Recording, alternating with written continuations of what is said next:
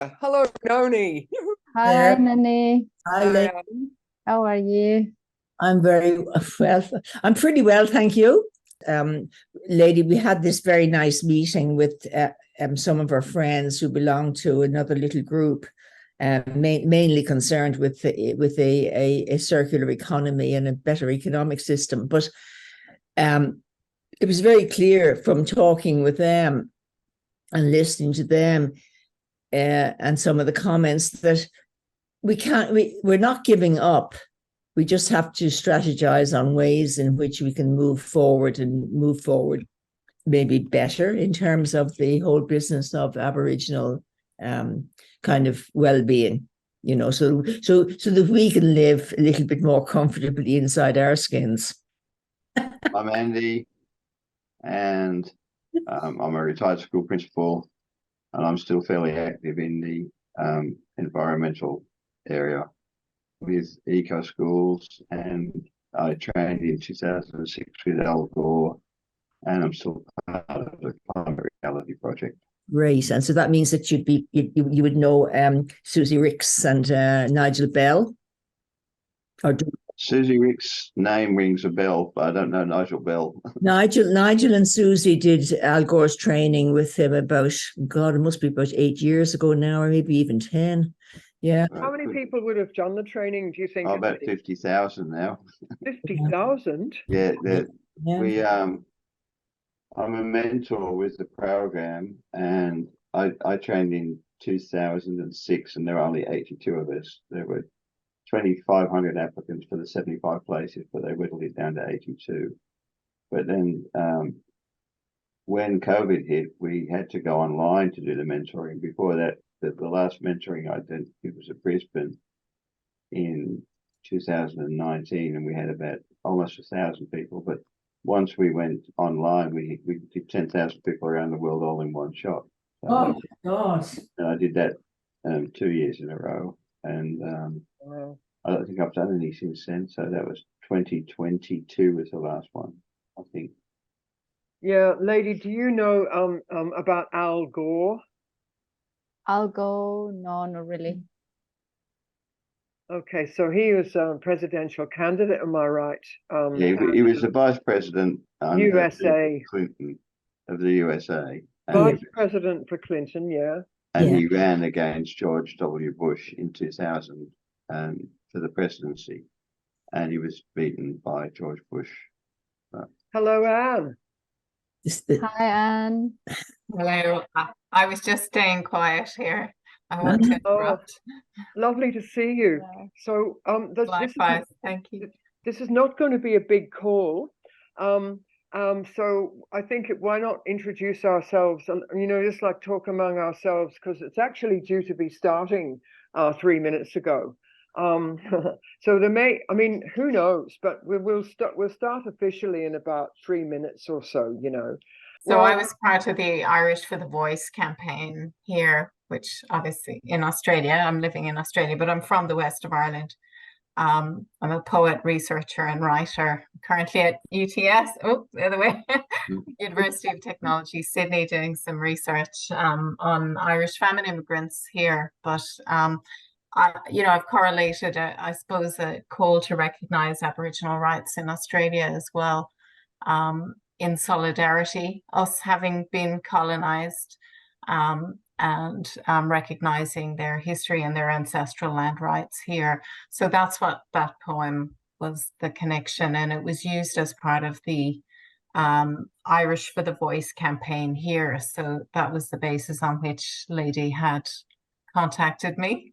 I mean, yeah. I have a copy of the poem. I actually read it at a folk festival in Buntanune over the weekend, and the same response amazingly from people, just so happy to see the connection between, the solidarity between Irish people and First Nations people here.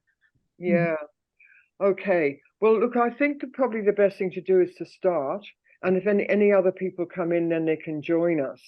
And it is an incredibly serious time in Australia, it feels to me. And so because there's only 5 of us at the moment, I'd just like to say that three of us are Irish. You're not Irish, are you, Andy? No, I'm half Okay. Scottish, but Half sadly Scottish. the other half's English. But I Yeah. came out to Australia when I was an 11-year-old, so I just consider myself as an Australian. Yeah, and lady, you're, you know, everyone should know that you're from Colombia. Yeah. Okay, so I'm going to start talking, and anyone can interrupt. Actually, we just have a thing where if you want to speak, just put your hand up, right? Because there's so few of us that the good thing about that is that we actually can see each other. Of course, we're doing acknowledgement of country. And I just want to show you a photo. Lady, tell me if I've got this right. So that's Janelle Randall. And Janelle is a Bundjalung woman. And she and I have worked together a lot. This was us together at a Zoom that we had with one of the schools in Katoomba North. And so that Janelle is just the most wonderful, inspiring person. And it's incredibly, I feel incredibly privileged, you know, to be able to work with her and with other people. So that's Janelle. But what we're doing is we're talking about acknowledgement of country. First of all, to welcome you and to say thank you for being here, and also to acknowledge country and to say that the land that we are talking on right now, where Lady and I and Noni are, is Darug and Gundungurra land. What is your country, Andy? Yep. Okay, we're on Sarawal land in Wallandilly, which is pronounced Sarawal or Darawal, but it sort of goes from the south of Sydney down to just past Wollongong, and then inland virtually up to the Blue Mountains, up to Gundungurra country. Right. Okay. And Anne? I'm on Camaragal country, and if I could acknowledge that in Irish, Tugimomo the Hanori of agus atá an fós. Thank you. So we pay our respects to the first people of this land who've been caring for it for, well, 65,000 years or more. And this land has never been ceded and always was and always will be Aboriginal land.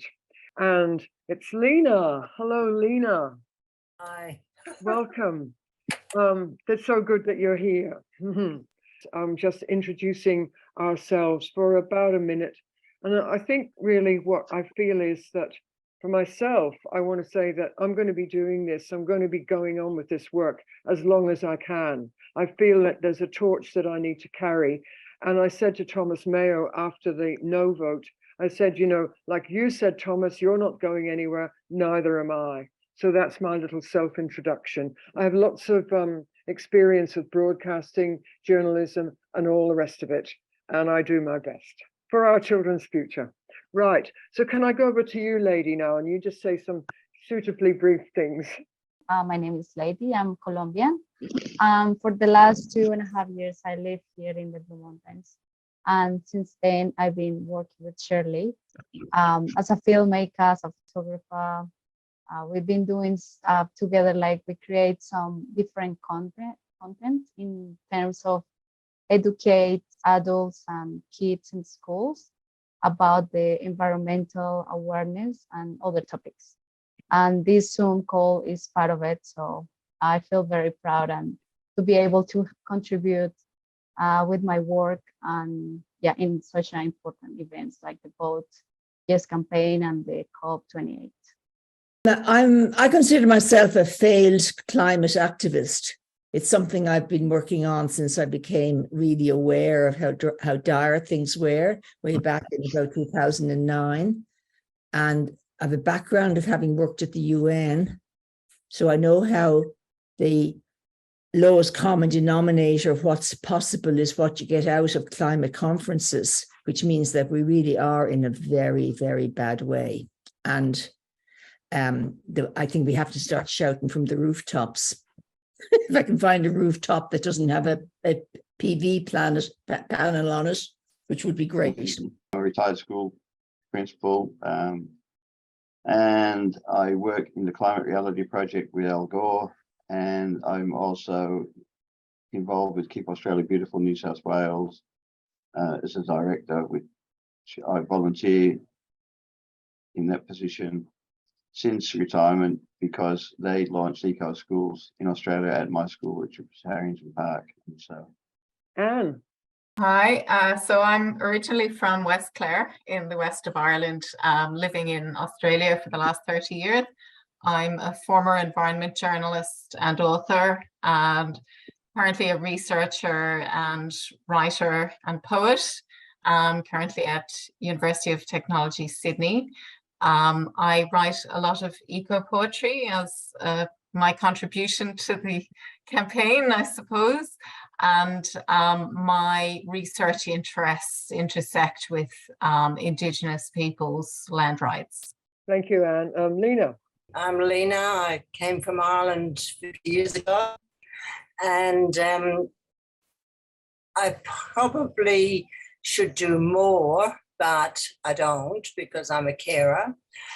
And I am very heartened by what my children and grandchildren, and how they are, the work they are doing in climate. And a lot of us are worrying about it, and trying to actually do anything is an uphill battle, but I'm still hopeful that the world will be a decent place for my grandchildren. And I'm just supporting people as much as I can who are trying to get things moving. Thanks so much for being here. It's very, very precious. We also have registrations from some people far away across the world, and they're asleep right now, so they can't join us, but they will be watching and commenting on this recording later. And that's very special to me too, because I've always had this feeling that we really need to connect up around the world as much as possible. We're celebrating over 80 people's beautiful Irish minutes. The first lot of over 60 was in support of the yes vote for a voice to Parliament, which all of us have contributed to. And that was started in September, a month before the vote, by Irish people and Irish Australians, Australians with Irish heritage, and also many other people from other countries joined in.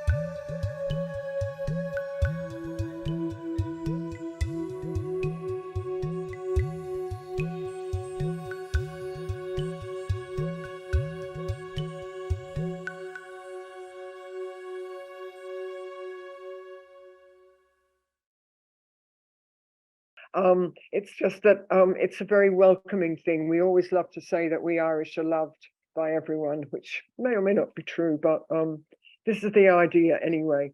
The second group of minutes started on the 16th, and you know, it's really a statement from any of us who want to make it about our message to COP28.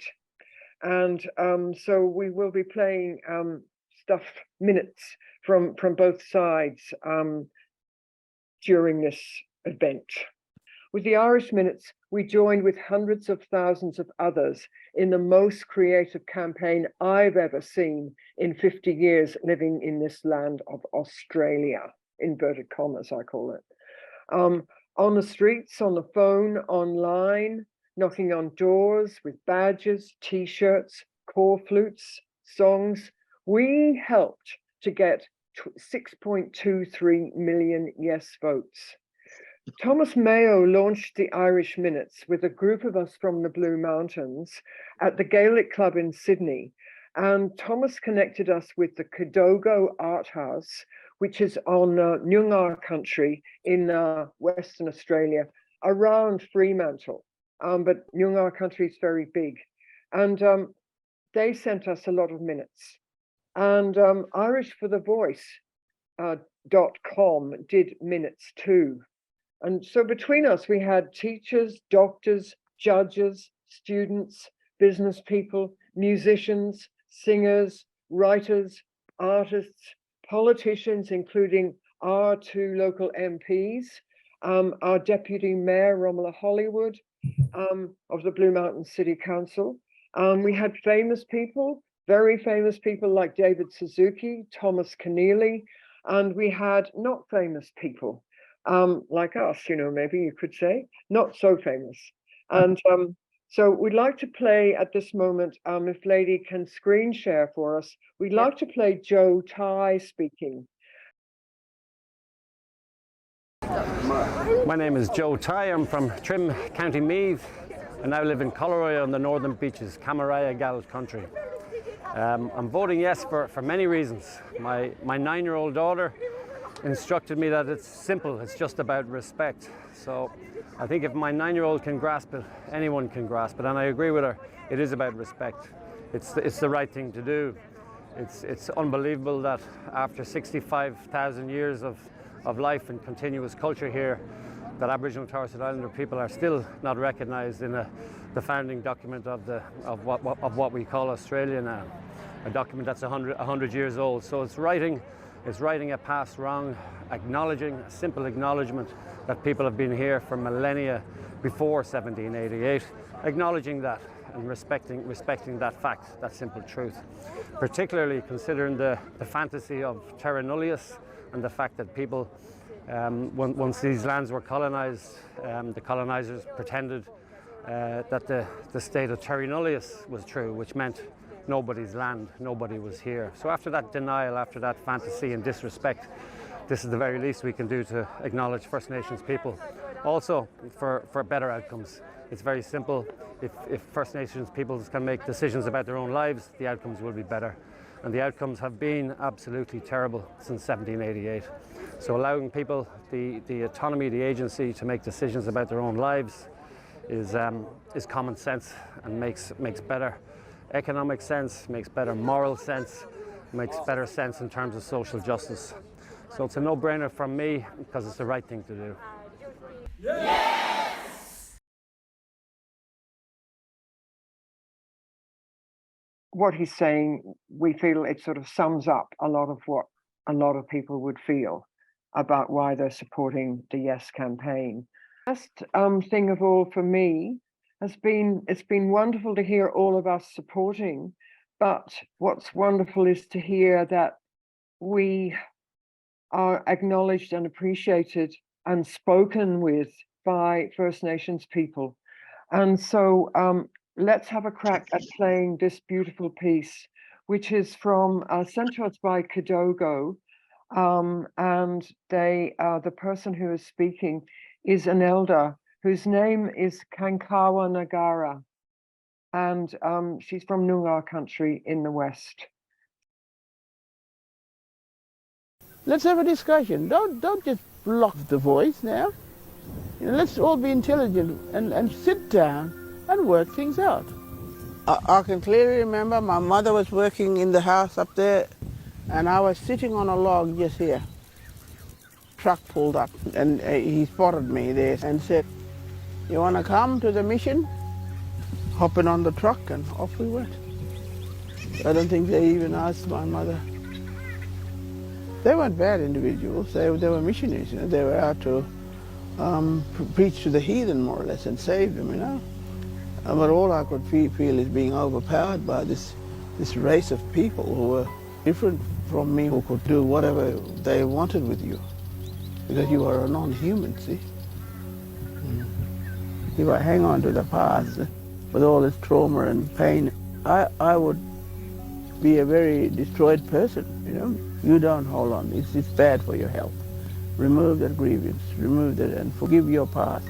It's not easy, of course, but you must do it for the sake of you as a human being, I live in a remote community myself.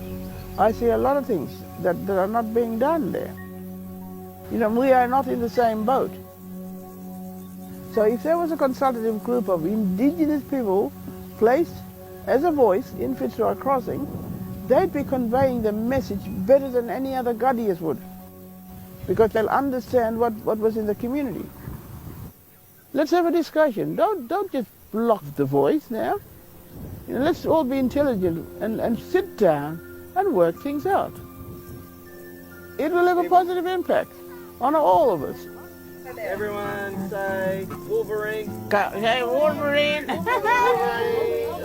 Because we are now beginning to slow down and start listening to each other. We need the Australian people to grab hold of that, to listen from the heart. I want to see the whole of Australia as a matured nation. Keep away from the scaremongers, because the only thing to fear is fear itself. Get out of it. Let's get out of it, and start working in a much more different way, the hearing way. Let's be embracing of each other in this country, and Australia will benefit.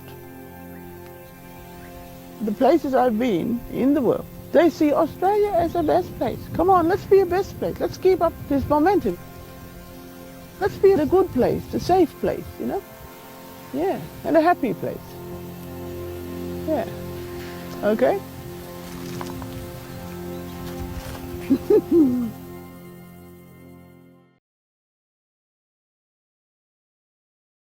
I think this woman is living at this very moment. She's living in that place, and she's speaking to us from the heart. And anyway, that's my general statement. Would anyone like to add to that? Absolutely. I think that was profoundly moving and right on point. Okay, I had seen it before, but I also feel that is just sort of really talking to everybody in Australia as though we were all reasonable people, giving us the benefit of the doubt, because there are so many people who just are not willing to listen to people like her. And she just spoke beautifully and very much from the heart. And she was obviously taken away as a child. She could absolutely hate the white people here. She could hate us all, couldn't she? But she doesn't. She's very, very warm and wanting the best for all of us. I just think the same as Lynn was just saying there.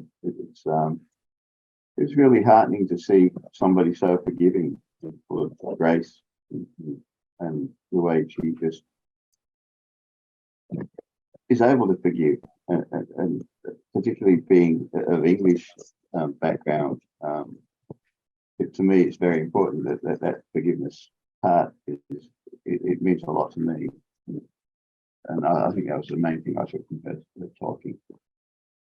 In terms of forgiveness, I think one of the other things, we have to keep that in the forefront as we try to get people to acknowledge where we've come from, because again and again you have to say to yourself, okay, the way I see the world now, what happened was horrendous. But if you as an Irish Catholic arriving in this country, having learned that savages were savages, you would have had a totally different outlook than you have now. And you have to forgive. We have to kind of forgive our ancestors as well, and not try not to play the blame game. The comment around how forgiving she was, and how she covered the way she was invited onto a truck just to be taken away by a Christian organization of some kind. Do you want to come with us? And in she gets, and she says this, they didn't even speak to her mother. I mean, the mind just boggles. But that's how it was.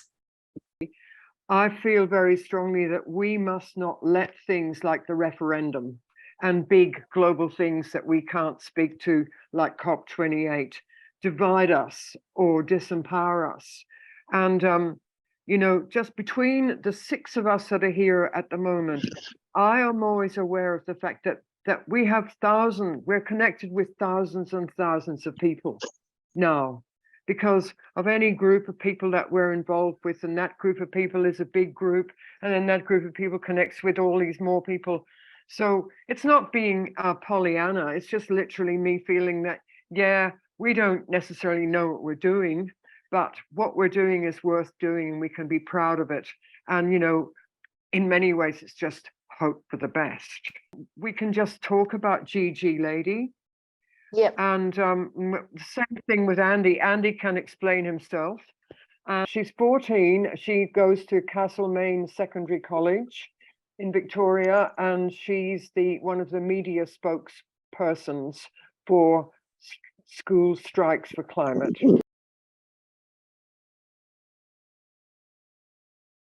I think that mainstream media just needs to remember that just because COVID happened and, you know, we've got all these other things happening doesn't mean that climate change isn't still a massive issue. You know, it doesn't go away when you can't see it. It just continues to happen. You know, the Amazon is still getting logged. Native forests are still being cut down in Australia. We just don't see it because it's not something that we're currently all up in arms about. You know, the media is like a revolving door, and if you manage to get the right moment, then great. But those moments happen so few and far between that I think that they just need to somehow, you know, this is an issue that will happen no matter what. There's no stop to it unless we actually do stuff on it. So I think that they do a pretty bad job, but it's not entirely their fault. It's also partially the way our society works. Hi, my name's Andy Best. I would like to talk to you a little bit about eco schools, which I started to learn about in 2008 as part of a Churchill Fellowship. And in 2014, my school, Harrington Park Public School, became the first eco school in Australia. It was one of 60 countries and now 74 countries strong. In Australia, we service mainly New South Wales, but also we are operational in every state and territory. Fortunate in that we deal with children, and my hope is from children. I had to face nearly 1,000 children every day as part of my role as school principal at Harrington Park. And also, I have 2 grandchildren who I love dearly and would like to see them enjoy the planet as much as I have. I've been very fortunate in my lifetime to travel around the planet and to see lots of different things. Eco Schools does everything it can to provide a sustainable future for our children, and it is led by children, and like I said, in 74 countries around the world. And I believe that we can go from strength to strength here in Australia and create a better future for our children and our grandchildren. And we should be doing that as a matter of urgency, I believe. If you would like to sponsor eco schools in any way, shape or form, or like to get involved, you can do that by emailing me directly at andyfbest@gmail.com, and I will get in touch with you straight away. I'm a director with Keep Australia Beautiful New South Wales now.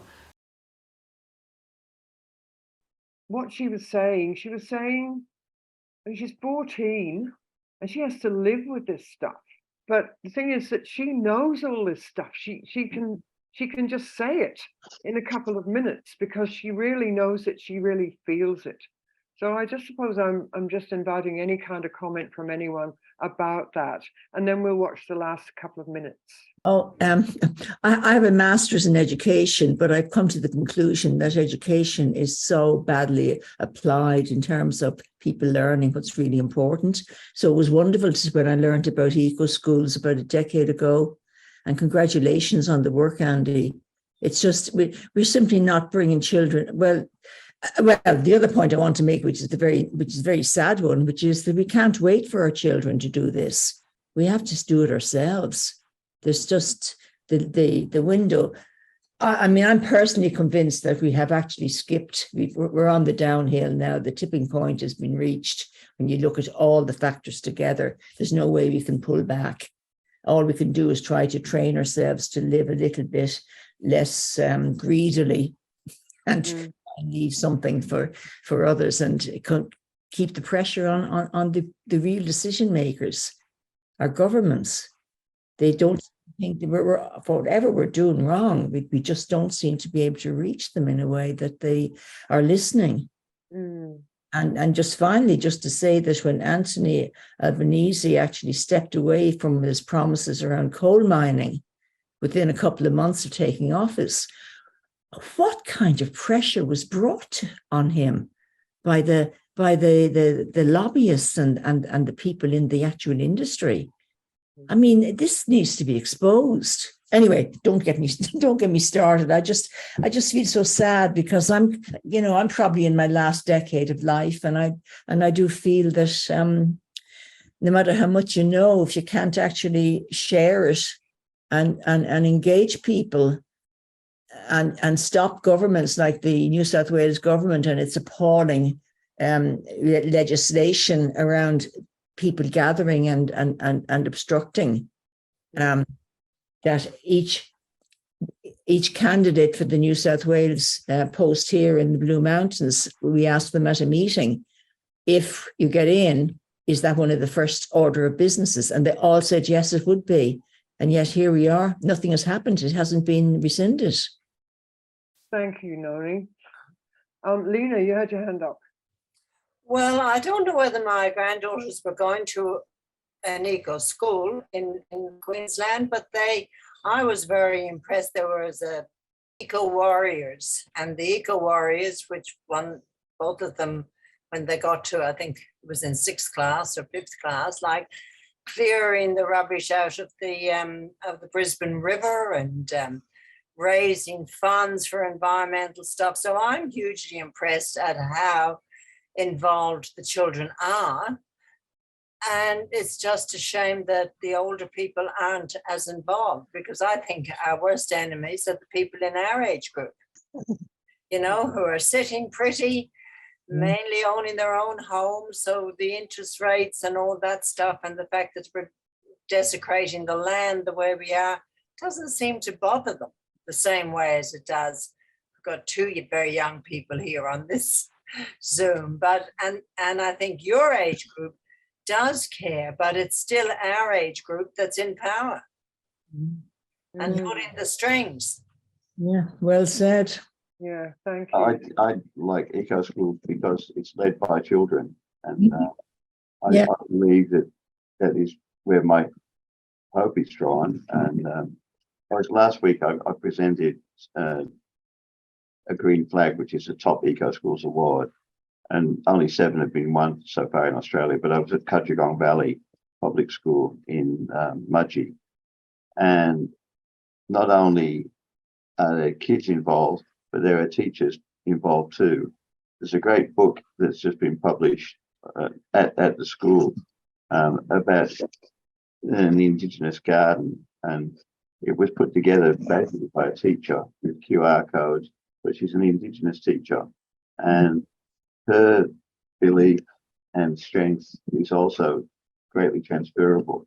And I'm going to Corindai next week to present another green flag.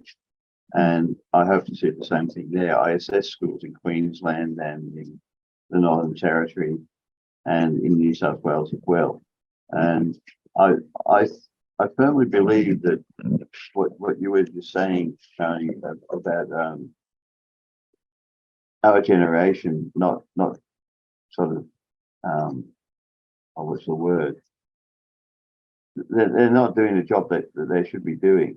And it certainly saddens me, but my hope lies with our kids, because in a few years' time, some of them will be voting, and I realise that a lot of the things we have done have already reached a tipping point, and we're not going to get back the world that we had, but we are hopefully going to stop and turn things around, and we can do that if we focus on the children. And because I've given up trying to talk to people my generation. I still do it, but they go away and don't do it. They're too comfortable. Thank you.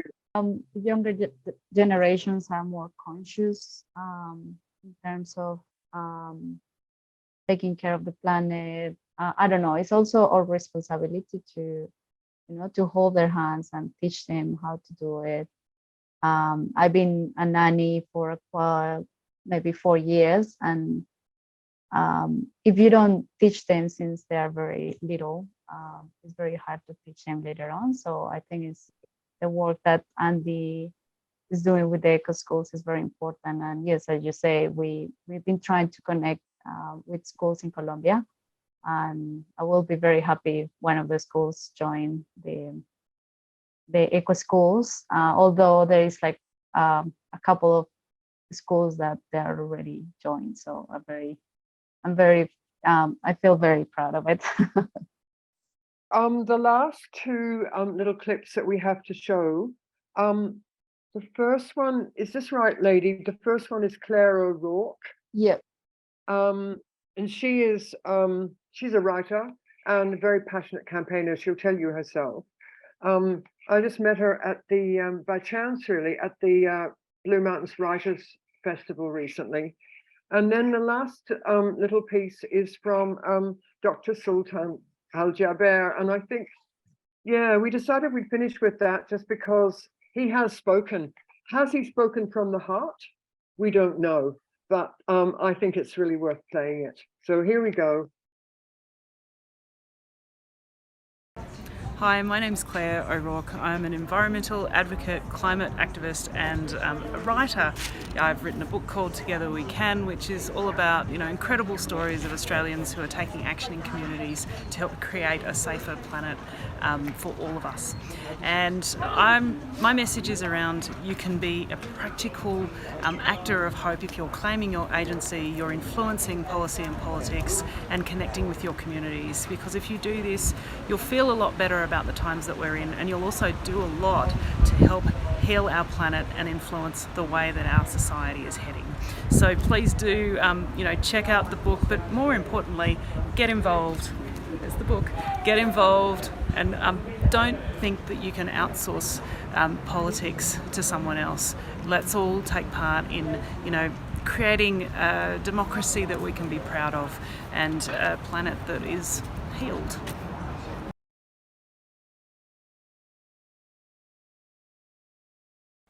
And the way we will do it is by trusting each other, by recognizing we share the same future, and by bringing everyone who can make a difference to the table. And as I have said many times, inclusivity is a defining principle of COP28. That includes being open to the private sector. We need to include everyone, for all of us to move forward together. All views are welcome. All views are in fact needed. That is why we will include 1,000 mayors and subnational leaders. That is why we are determined to empower all those who suffer the most from climate change, including women and the young.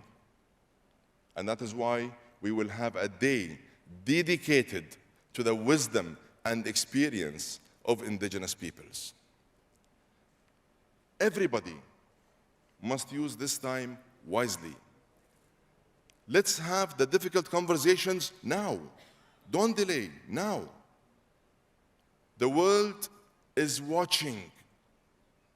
Our nations, our communities, our families. And I know that our kids, they are all watching. Let us please unite. Let's act and let us deliver. Do a quick run around of how people feel about what we've heard. Just then, particularly, I'm interested in, but whatever. I thought Claire spoke beautifully, and yeah, but it's very big now, isn't it? Like we're talking about international decisions being made. So please feel free to say what you would like to say. If what he was saying is how he really feels and how COP28 is going to progress, well, that would just be nirvana. So I am trying to be hopeful that he is speaking from the heart. This is such a huge problem. But if everybody has the same end goal, it should be able to happen. Mm-hmm. And it is his children and my children and their children that are going to be, have no life if we don't do something now. So, yeah, I hope he's right. I hope it goes ahead and it's a great COP28. Next. Can I just ask, were you bringing this meeting together to try and put together a proposition to deliver to COP28? Was that the aim? My headphones have just fallen out. Yes, I'm very kind of intuitive, Anne. I act from the heart, and sometimes I can't even express how I feel. But I'm on the way to discovering something that hopefully will be useful. It was more in the spirit of it, not sort of for us to make a statement to COP28, because I think I realized, right from the beginning that we weren't going to be able to speak to COP28. But it was like a way of getting us to express how we feel as if it was really important, which it is. Each of us is important. So does that answer the question? When we do our stuff in January, I don't know what will happen then, but I know that Lady and I will continue working together, and we'll put together something, that it's got to be easy for people to watch, and it's got to be, if possible, fun, and it's got to have kids in it. So what's the thing in January? Sorry, I'm not aware. Oh no, it's just we're putting something together for January. And, so everybody will be notified about that, whatever it is. Right. And, we don't know what's going to happen in January. We take nothing for granted these days. Am I right? So, we just keep working on in our own ways, together as well as we can. And we just, for me, I just basically see myself as someone who's always supposed to be around to be calming and encouraging and all those things. So we will speak out, but it's going to be too late for COP28 for sure. His words aren't hollow, but we shall. The proof will be in the pudding, I guess. And I'll watch with interest what goes on at COP28, and I've got a lot of people that I know going there, and I know Al Gore wants to get rid of him, so I trust Al Gore more than I trust him. So we shall see. Thank you. Yeah. And for me, I'm just reminding myself that all of the Middle East has got on its feet through the exploitation of the oil they have underneath their lands.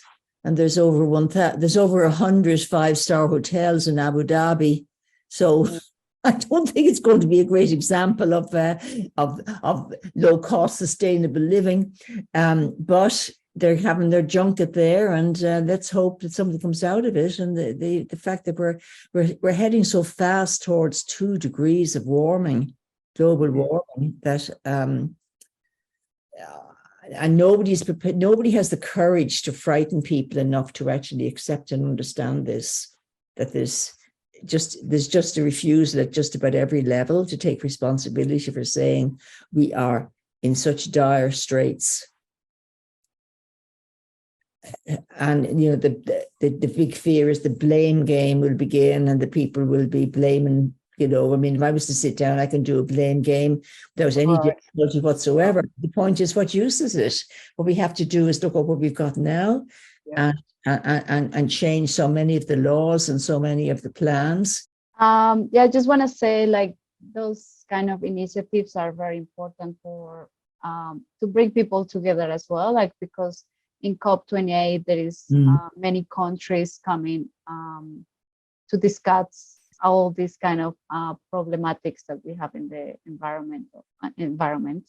So I think it's good to to connect with more than if he's saying is right or not, or if he's talking truly from his heart. I think the most important thing that come out of these events is that make people aware of what they need to do better in their own countries and all the problematics that we all, having at the time. So I think we should follow up more what's happened after, the 30th of November, which is in 2 days. Yeah. Well, look, I just want to thank you all. It's been lovely to spend this hour with you, and thank you so much for coming, because you know, it's nice to have 6 people in the same place at the same time, and we have shared something, you know, and now we can go away and just forget about it. But also, if you do ever feel like watching Irish Minutes, I hope that we're going to find a better way to share them than we've had time to find so far. But if you ever do, you might be surprised and delighted by the beauty of them. And very good to share them, but no pressure. No pressure. Okay. Thank you so much for convening us on such a vital issue. Yeah, thank you. So good night, one and all. And it was lovely meeting you, Anne and Andy. I'd love to talk to you sometime, Anne, about the fact that what did our ancestors do for us to survive the potato blight? You're from the west of Ireland, and so are Lena and I. Yeah. And it's a question that nobody is prepared to answer, because what did we do? What did our ancestors do? Well, interestingly, you know, my doctoral thesis is on Irish family immigrants to Australia, but you know, I've correlated the fact that the same 3 drivers of the devastation that the famine caused are the same 3 drivers of famine, war, and issues in our country, which are climate, economics, and politics. They're the 3 drivers of the disastrous consequences of climate change now. And they were the same. And war, yeah. Look at Syria. Syria. Nobody talks about the fact that Syria was in such appalling drought before the war started. Yeah. And, you know, we're seeing global pressures. There's global migration issues as a result of climate change. That's only going to escalate. I think it's something like 33 million children will be displaced in this 1 year alone as a result of climate and war. Yeah. Those issues going hand in hand. I mean, these are issues I write on all the time, you know, both in essays and my research and in poetry. So I'm very happy to share any of that with anyone who may wish to. And equally, anything you're doing, I'm really happy to collaborate on getting it out through social media and other channels. You know, I do a lot of events and readings and public speaking. So, you know, I think we're all on the same page here. It's good to connect. And, you know, maybe we can join our voices together again. I think the Irish for the Voice campaign and the Irish Minutes was such a powerful campaign. And, you know, I think there is scope definitely to continue that in the current context. So thank you so much for bringing us together. It's really wonderful. Thank you all. Thank you. Okay, thank you. Everybody, bye-bye. Good night. Good night. Yeah, Glad you were here, Andy. Oh, good to be here. Really good that you got here. You take care. Yeah. Take care. Bye, and thank you, Lida. Bye. Bye. Bye. Bye. Bye.